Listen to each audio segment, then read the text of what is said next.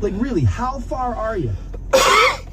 Because about 10 times a year, we do stories in here about how the average American has less than $4,000 saved for an emergency. Well, let me just tell you, if you got less than $4,000 saved right now for an emergency that fell out of the sky, oh no, I didn't think about that, here it comes, it's $5,000, and you don't have that saved for the oh no thing, you're closer to that street than you want to believe. Way closer. I don't want you out there, so don't take it that way. But a lot of times, man, I feel like some of the judgment's coming from a crazy place, because it's like, man, this issue.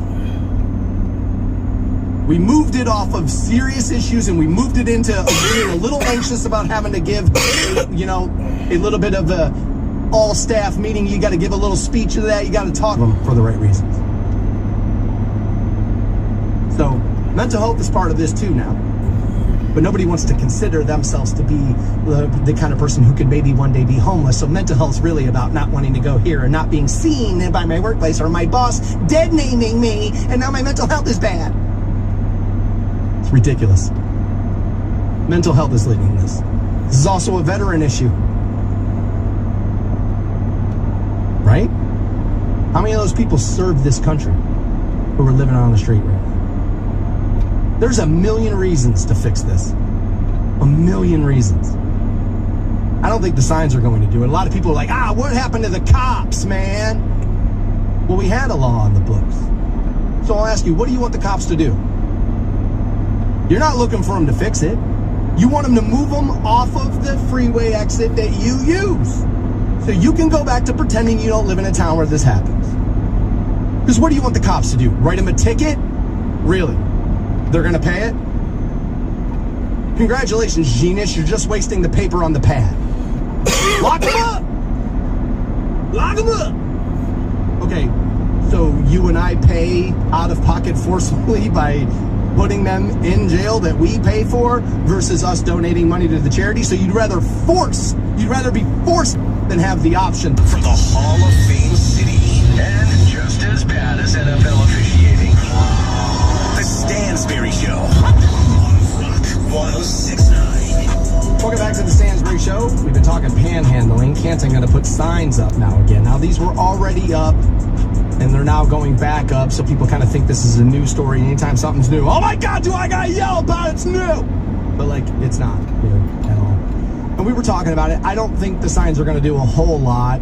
They do kind of give you, a link to the place you could go and donate. If you think people are going to remember that link, by the time they're, at home, we're gonna pull out their phone to go, immediately, your money. So like, here's the thing. There are, my neighborhood's fine. I did what I would do is buy, and I see the same people at the entrance, cops doing anything. What do you mean? Because if you put them in jail, yeah, if y'all want to be Chester Cobblepot, if y'all want to be the Penguin, go out there and do it. Pedestrian, loiterer, member of a loitering gang or group or other person shall intentionally block ways and entries or congregate on private property. Hey, look at that, problem solved. And I'm gonna call and they'll get moved off of my driveway. Through is worthless? Got it. It doesn't fix it. Now the sign doesn't either. The sign is kind of like, guys, what are we doing? And is this easy, low-hanging fruit for people who don't want to think about the long run or going to go, they think the sign is good, blah, blah, blah. Like, it's low-hanging fruit and easy for people to bitch about. What about potholes in my city, man? Gonna spend money on signs, the potholes. The signs cost a whopping $350. Literally, if the city would have called me and said, hey, Stansberry, we can put up signs that are going to help us prevent panhandling. It's going to cost us $500. Will you donate some of the money? I would have donated all of it. $500. I mean, it was not even $500. It was $350. I would have given them the $350. So it's not about wasting of the money. Writing tickets for this crime is wasting of the money. You got the cop out there now interacting with the homeless person, unhoused, right? Like, are we going to go that we are? And as a matter of fact, I shouldn't joke. That literally is the new term they want you using in Washington is unhoused. But since now a squatter can take over your home and now own it, I'm not sure unhoused is going to be appropriate any longer. How big do you want the gulag to be? What are you trying to make sure? Going. AI going to put you all out of work. Wait till that really starts to take hold. You're going to see everybody, and I mean everybody, about face on this issue. Once it's your mom, once it's your dad, once it's your brother who no longer has that job, once it's this who no longer has that, we'll see everybody's attitude change on homelessness. We'll watch everybody's attitude change on hunger. All we got to wait for is for most human beings to have to go through it, and that's when things start to change. And let me just tell you, I think it's going to be sooner rather than later. Now that sucks for me, because we're all going to be sitting around a garbage can on fire trying to stay warm, and I'm going to be like, I tried to tell you around that garbage can versus a microphone, because of how right I'm going to end up being. What do you want the cops to do? You don't think they're going to fix it. You just think they're going to get them out in front of my street, and that's good enough. Give Stansberry a piece of your mind. Use the talkback feature on the iHeartRadio app and let him know just how wrong he is. Just wrong. The Stansberry Show on Rock 106.9. Welcome back to the Stansberry Show on Rock 106.9. Every Monday at 8, we talk to my buddy, the co-founder of WaitingForNextYear.com. You can find Scott on X at WFNY Scott. Buddy, how are you this morning? Doing well, man. Fresh off a big weekend, and we're in joggers on the couch watching college basketball. All good. That's what I was hoping you were going to tell me you were doing. Because that's mostly what I wanted to talk to you about was the NCAA tournament. Now, there's been some madness out there. Not as much as maybe I would have thought or maybe had expected. I said I think the most competitive game I saw all weekend was probably Colorado and Marquette. I feel like a lot of these games, if you're watching closely, you can kind of tell it's like, no, dude, they're going to pull away here in a minute. I don't feel like the competition has been as dramatic in these matchups thus far this year. Am I overreacting to it? Do I have a recency bias opinion, or is there a lack of competition at this level right now? Well, I mean, I think it depends. I mean, if we have this conversation Saturday morning after Thursday and Friday, they're kind of the round one games, right? We're probably talking a bit of a different story versus the favorites really dominating Friday or Saturday and Sunday. A little bit of both, right? I mean, I think you still have some of this, some of these teams can catch lightning in a bottle. You referenced Colorado. I mean, they were a play-in team, right? They didn't even make Grand Canyon had a bit of a run yesterday. The Baylor Clemson game was Baylor let themselves get too far behind at half and just kind of, probably played better. But yeah, I mean, Duke dominated.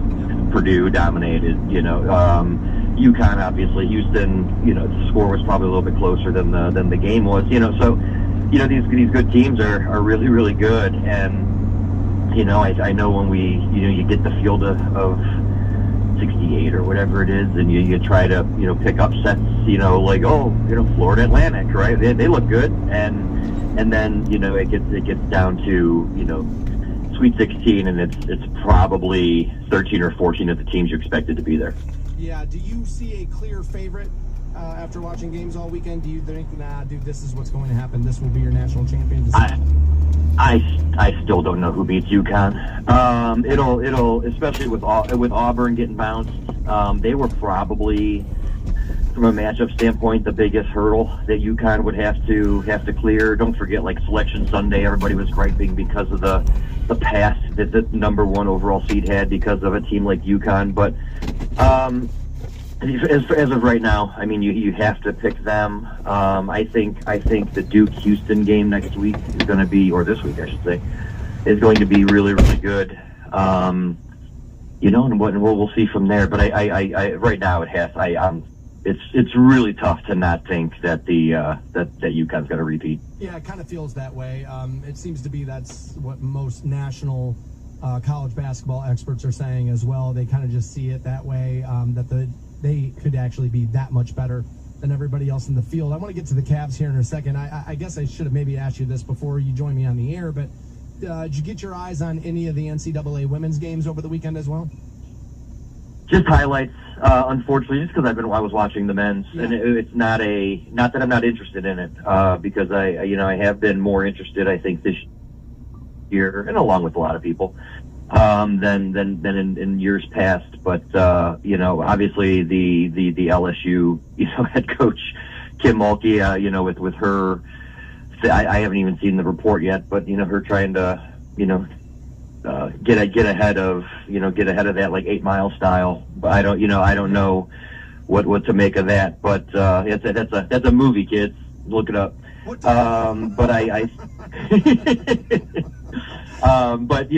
obviously as with Cleveland hosting, I have a little bit of a vested interest as well as some of these powerhouse teams making their way to our city. Well, the reason I asked is because of LSU and Angel Reese, right? A competitor fouled out and she waved goodbye to her. She's going off the court, and people are all on her. Now, look, when she did the "you can't see me" thing in the girl's face last year, I was like, dude, a little too close to the player. I don't like it. I'm all for a little, John back and forth. I'm for it. She was a little too close to the player. But waving goodbye to a player who's just fouled out, that's competition. I mean, I think of Michael Jordan looking at Spike Lee on the sideline, when he's like killing the Knicks in the playoffs, telling Spike, he can't guard me. I mean, he's embarrassing that guy in front of the entire audience, in front of the entire television audience. He can't guard. He's telling Spike Lee, you get out on the court. You could do a better job guarding me. And people love that in competition. Yet when Angel Reese waves goodbye, all of a sudden she's bad. People love the Baker Mayfield grabbing the junk. Now, others didn't, but because of the Ohio State thing. But, plenty of people love that stuff in competition, but Angel Reese does this, and it's a huge problem. Do you see an issue? Well, I mean, Reggie Miller, right, as well. Yeah, with the choking. Yeah, I mean, there's these countless you could list. I think there's a little bit of people trying to confirm priors with her. And what I mean by that is I think you can be, offended by, if you have to be offended by what a teenage girl is doing on the basketball court, then by all means.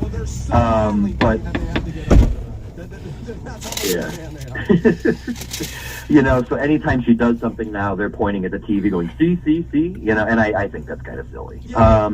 Is she a bit of a heel in the if Caitlin Clark's the baby face, I think Angel Reese is showing up as the heel, right, which we kind of need in sports to make them interesting. Right. Yeah, we need that. Right. Yeah, we absolutely. So she's a little bit of that, and I think that grades on people. I'm not going to get into the other aspects of what's different between Caitlin Clark and Angel Reese, but I think she's allowed to do things and have it not be the worst sin committed in the history of women's basketball. Absolutely. As we're talking to Scott from winningfornextyear.com, we should point out, as you brought Caitlin Clark up, I don't think we got to spend all day on it, but even her dad felt like, oh my God, my kid is complaining a little too much about these refs, pull her out of the game. So, I mean, Caitlin has her own issues going on. Talking to Scott from winningfornextyear.com, I do want to move on to the Cavaliers now, though. An embarrassing night, and we're seeing headlines like this one, and I know you saw this because I sent it to you yesterday. You and I talked about this a touch. Cavs' Darius Garland crumbling under the heavy offensive burden currently on his shoulders, again, with Donovan Mitchell being out. It was, for a while during this season, people thought that DG and Donovan could not coexist on the same team. Now some people kind of feel as if, well, Darius Garland can't really exist without Donovan Mitchell either. Where are we headed with Darius Garland and the Cleveland Cavaliers? Where are we headed with this? Yeah, well, we're not all that far removed from Darius Garland being an all-star before Donovan Mitchell arrived. So I'm not going to sit there and tell you that he's something, he's no longer, capable of being an all-star talent. I will tell you, he has looked like such a different player, confidence-wise, since he came back from his injury. And I'm not in the locker rooms any longer, Dan, but there's questions to be asked there, right? And I will say, and I give JB credit post game after yesterday's probably the worst loss of the season, if you factor everything together. saying there's no excuses. Yeah, they're a little worn, which I get.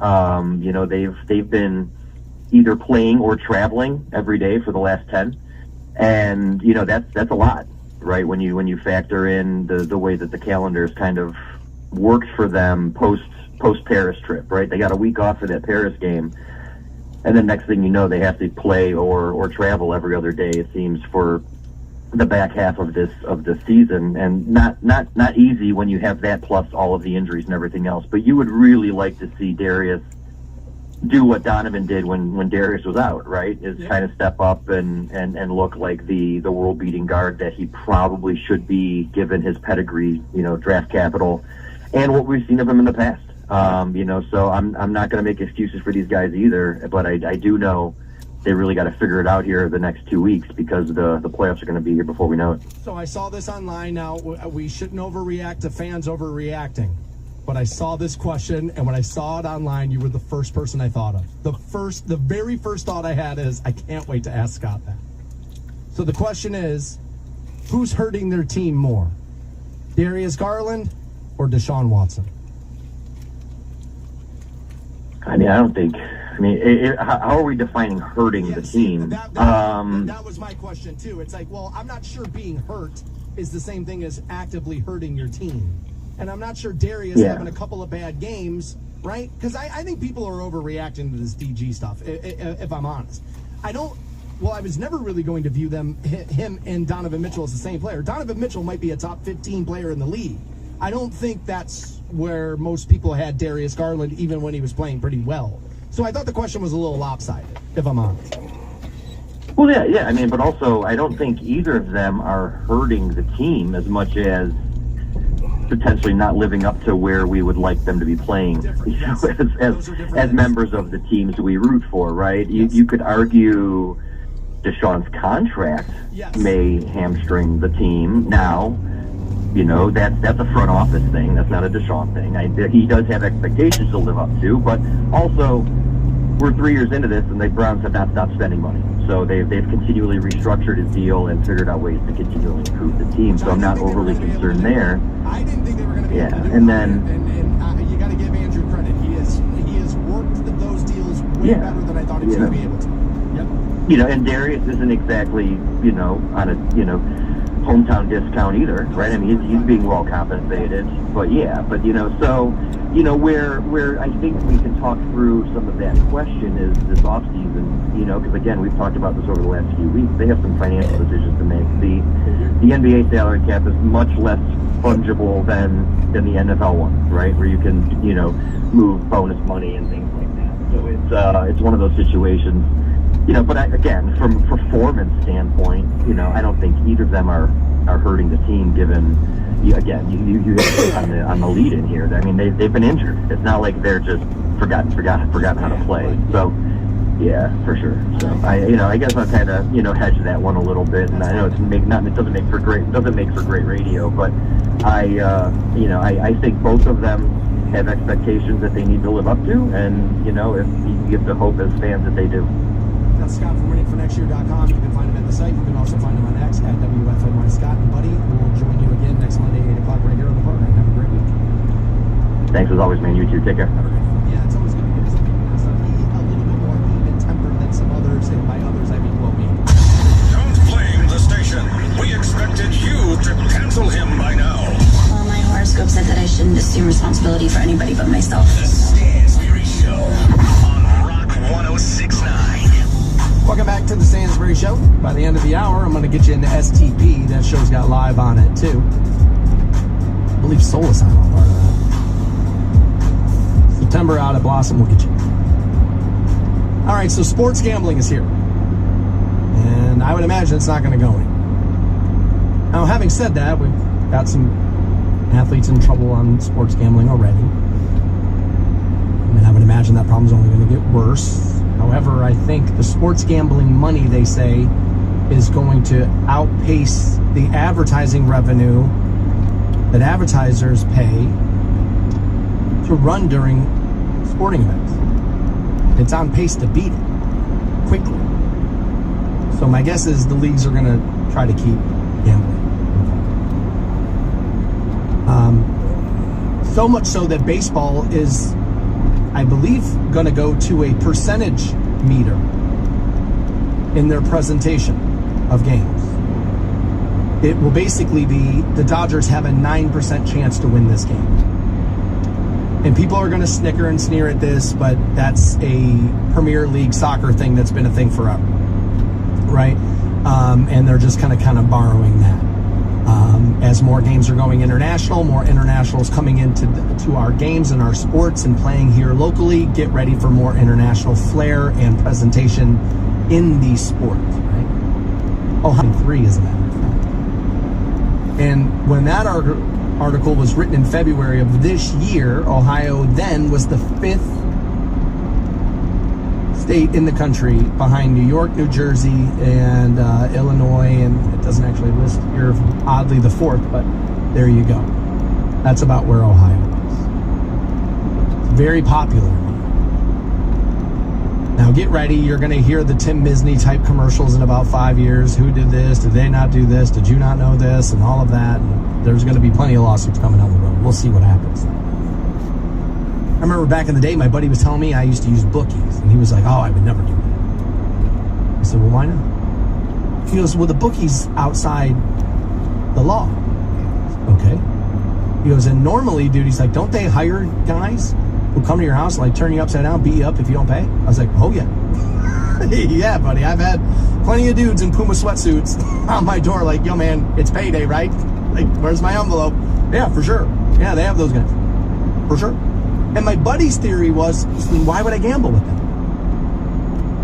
I said, well, just pay what you owe and you don't get your legs broke. I was like, none of them ever hit me. They've been sent to collect the money, and it's a visual representation of give us the money. I said, but nobody's ever hit me because I have always paid the money. He said, no. He goes, but why would they pay me if I win?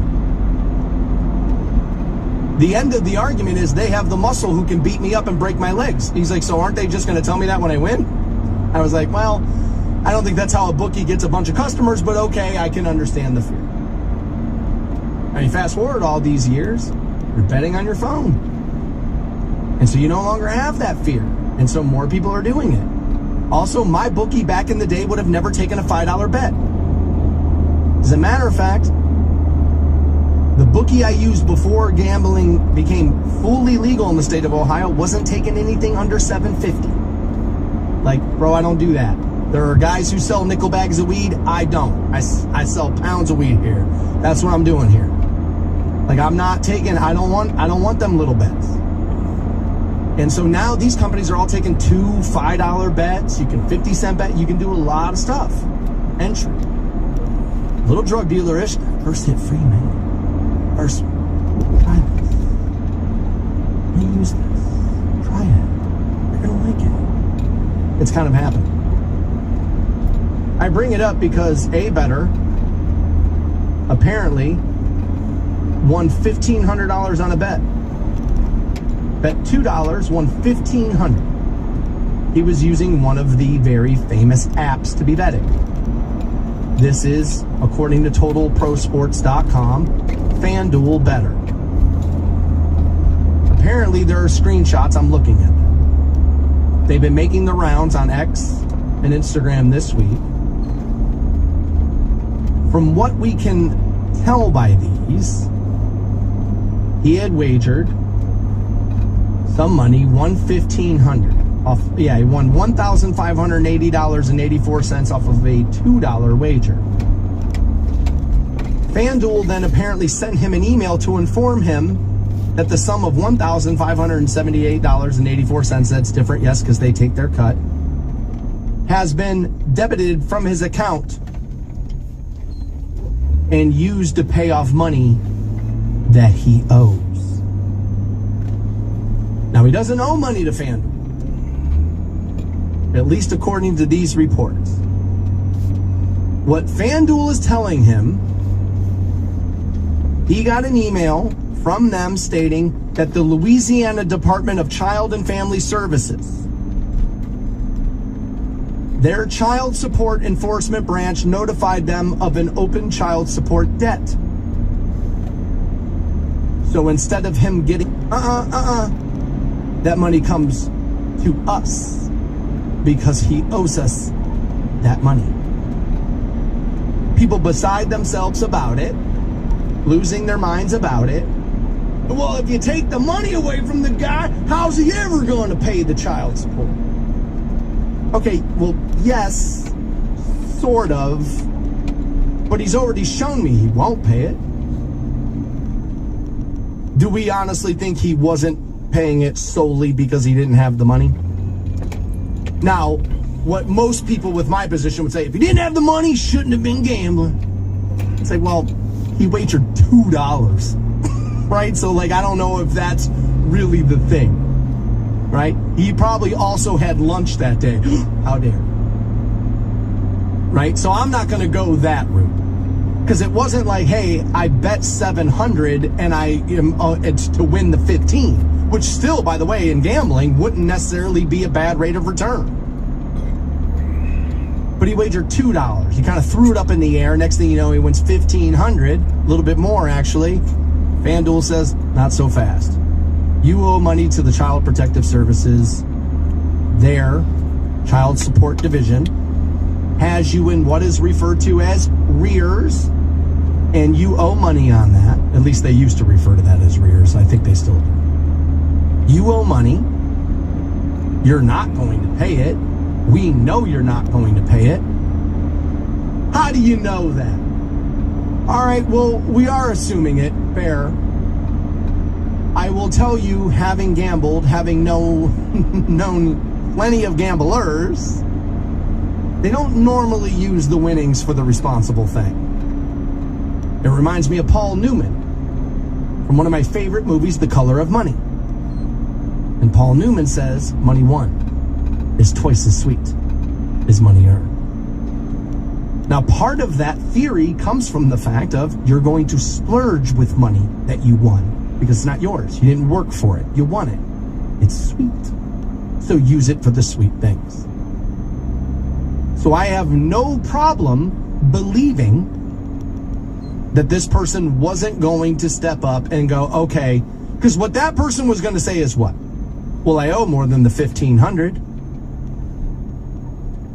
So what's the difference? This isn't even going to make that big of a dent in it. I might as well keep it. I might as well do what I want to do. I might as well live. I might as well go out. I might as well, whatever he did, what he was going to do with the money. I have no idea what it was.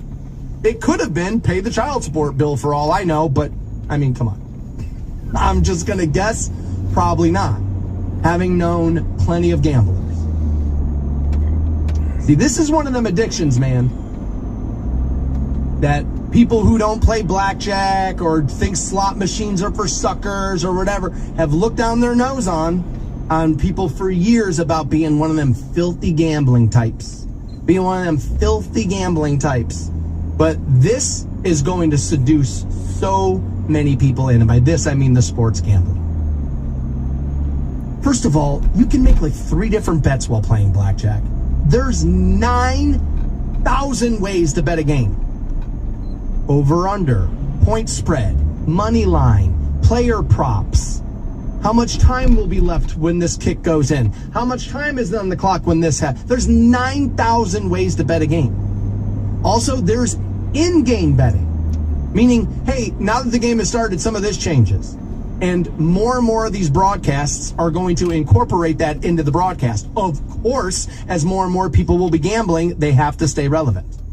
Which is then going to be seen as what? This is like the doctor smoking on TV. I might as well smoke if everybody's going to smoke on TV. President smokes on TV. Doctors are endorsing cigarette brands. I smoke Lucky Strikes. I mean, essentially, that's where we're headed with this, right? I mean, that's kind of where we are headed.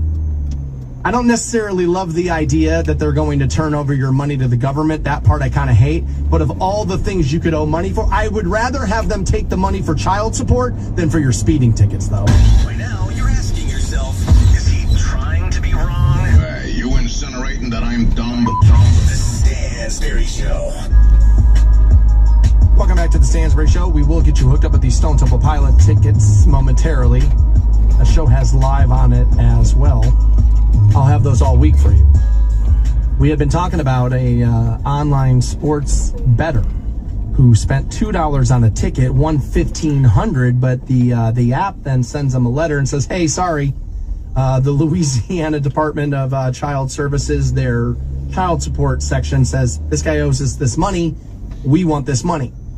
And so FanDuel told him, sorry, we're not giving you the money. Which, you know, I kind of brought in sports gambling and kind of how it's changing the game of both how you're watching games, how you're consuming them. Now, fantasy sports did this to, you know, the viewing of sports on TV as well, right?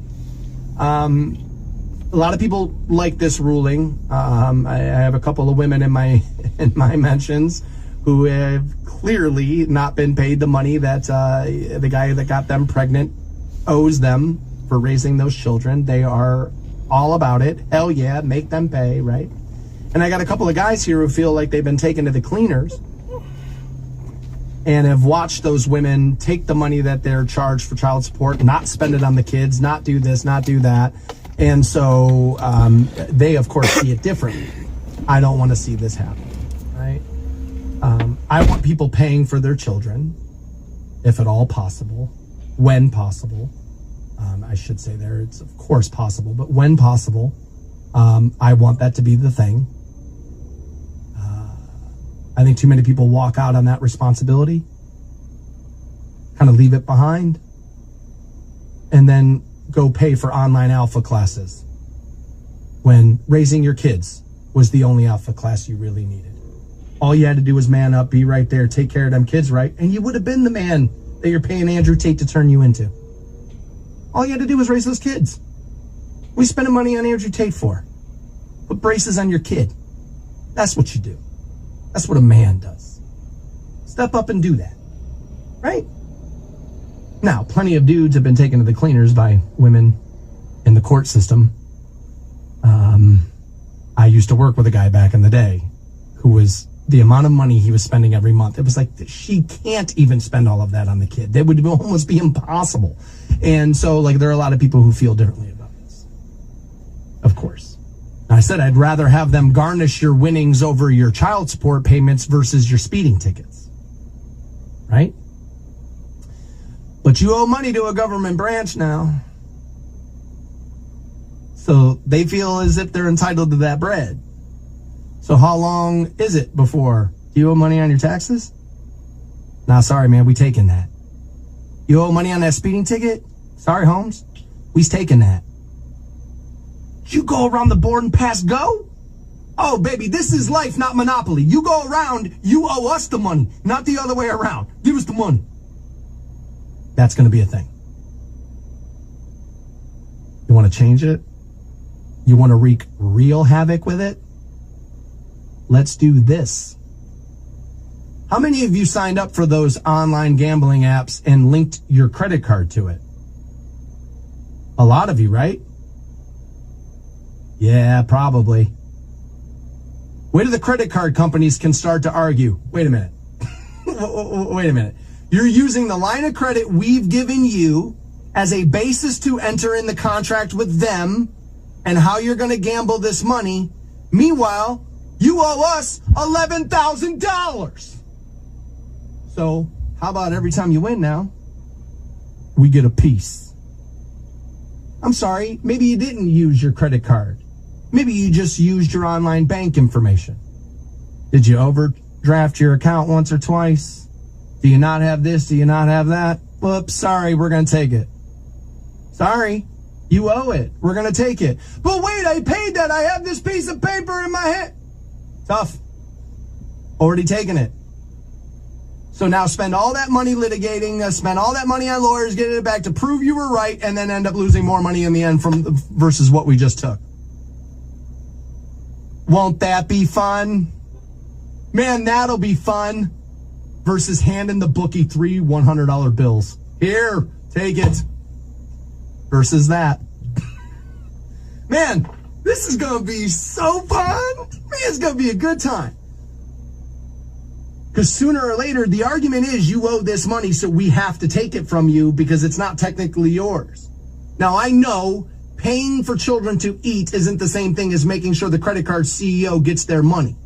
Which is why everybody's going to tell you it's okay to take the child support money and no, the Discover CEO's the problem. It's not my spending habits. It's their predatory loan habits. No, it's a little bit of both. It's their predatory nature and your desire to buy things you can't afford. Yeah, there's that too. That goes into that too. But how they end up being able to take your money to pay for all those other things is by baiting the hook with this one that will get all the public support because you put a children's face on it. Small child crying face on it. Yep, take the money. Take the money. And before long. Now you owe the money. Maybe they should be able to take it. Right?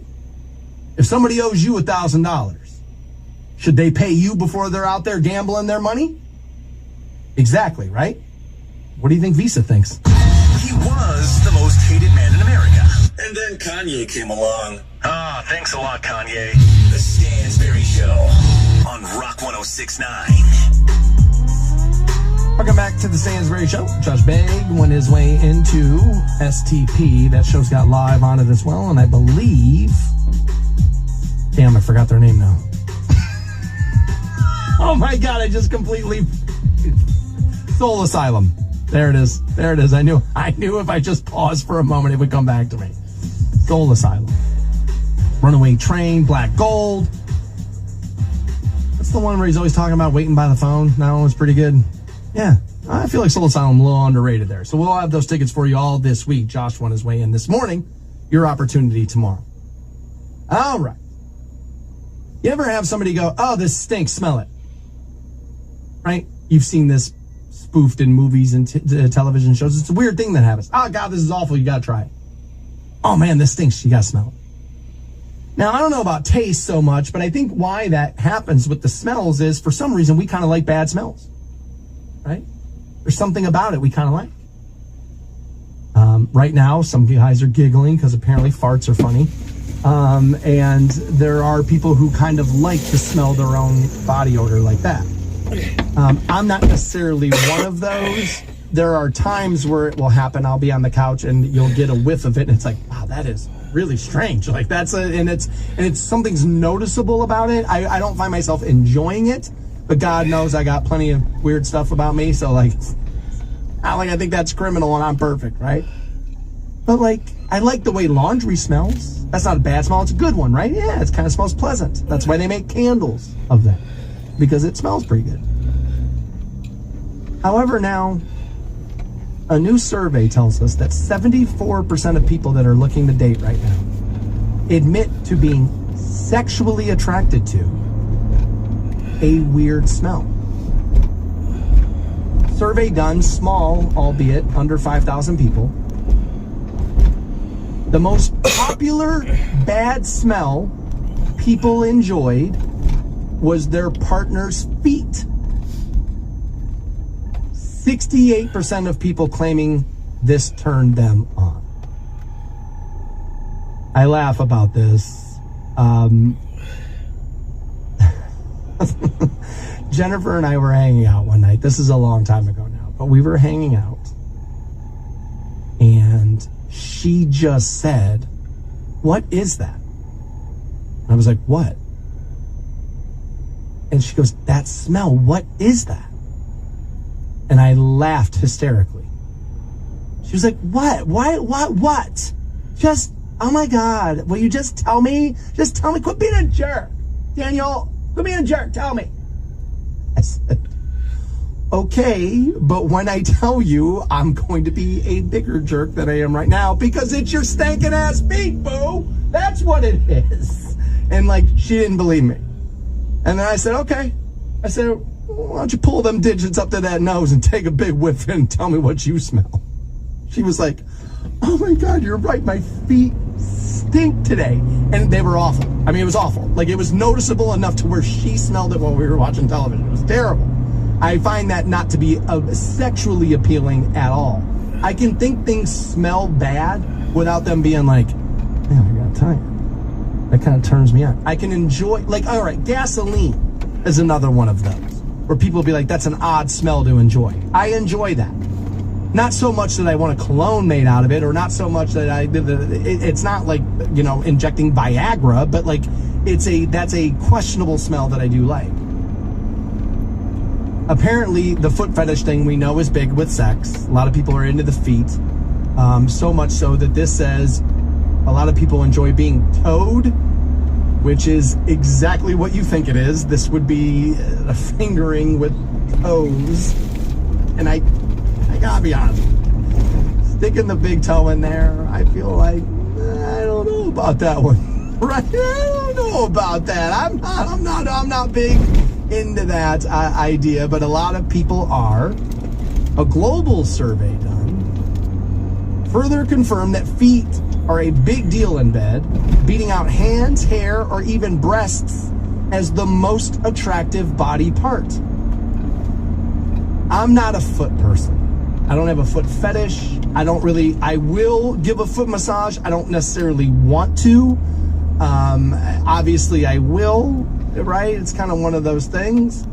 I don't really enjoy feet. I don't really enjoy looking at your feet. I don't want people looking at mine. I don't really get into the sandal thing. I don't get it.